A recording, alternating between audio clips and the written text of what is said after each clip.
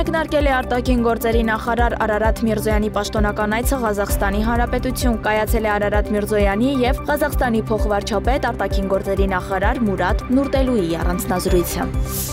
Մարտի 26-ին արտաքին գործերի նախարարի տեղակալ Ռոբերտ Աբիսողոմոնյանը Վիեննայում ելույթով հանդես է եկել Հայաստանի խնդրանքով հրավիրված ԵՀԿ մշտական խորհրդի հատուկ նիստին։ Նա նշել է, որ 3 տարվա ինտենսիվ բանակցությունների արդյունքում 2025 թվականի մարտի 13-ին Հայաստանը պատրաստ է ստորագրել համաձայնագրի վերջին տարբերակը։ Աբիսողոմոնյանը հստակեցրել է, որ փաստաթղթի վերջնականացումը մեծ առաջընթաց է հարթելու տարածաշրջանային խաղաղության համար և նշել, որ Ադրբեջանի պահվածքը հիասթափեցնող է։ Իր միակողմանի հայտարարությամբ Ադրբեջանը ընդունելով խաղաղության համաձայնագրի տեքստի շուրջ բանակցությունների վերջնականացման փաստը միաժամանակ առաջ է քաշել արհեստական նախապայմաններ։ Որպես Հայաստանի կառուցողականության միակողմանի ապացույց Ադրբեջանը պահանջում է Մինսկի գործընթացի կառույցների դադարեցում, չնայած այն փաստին, որ բանակցությունների ընթացքում հայկական կողմը մի շարք առիթներով ի ցույց է դրել իր կառուցողական մոտեցումը։ Նրանք նաև պահանջում են Հայաստանում սահմանադրական փոփոխությունների իրականացում։ Եզրափակելով ելույթը Աբիսողոմոնյանը ընդգծել է, որ հայկական կողմը պատրաստ է ստորագրել խաղաղության համաձայնագիրը և առաջարկում է ադրբեջանական կողմին սկսել խորհրդակցություններ փաստաթղթի ստորագրման ժամկետների և վայրի շուրջ։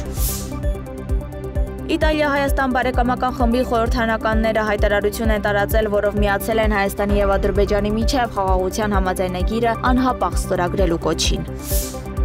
2025 թվականի 12-րդ շաբաթվա տվյալների համաձայն Հայաստանում գրանցվել է սուր շնչառական վարակներով պայմանավորված ակտիվության նվազում։ Առողջության առաջնային պահպանման կազմակերպություններ մարտի 17-ից 23-ը դիմել է 7866 բուժառու, դեպքերի 75.9%-ը 0-ից 18 տարեկան երեխաներն են։ Խորհուրդ է տրվում չզբաղվել ինքնաբուժությամբ, հատկապես չօգտագործել հակաբիոտիկներ։ Անհրաժեշտ է պարբերաբար մաքրել և ախտահանել տան, աշխատավայրի մակերեսները, օդափոխել տարածքները։ Գազայի հատվածի հյուսիսում իսրայելական ավիահարվածի հետևանքով սպանվել է պաղեստինյան Համաս շարժման խոսնակ Աբդել Լաթիֆ Ալ-Կանուան, հայտնում է Reuters-ը։ Գազայի հատվածի հյուսիսում մարտի 26-ին Իսրայելի հարձակման ժամանակ առնվազն 26 մարդ է զոհվել, հայտնում է Ալ Ջազիրան։ Հրատարակությունը նշում է, որ զոհերի թիվը կարող է աճել, քանի որ հիվանդանոցներ տեղափոխված տուժածներից մի քանիսի վիճակը ծայրահեղ ծանր է։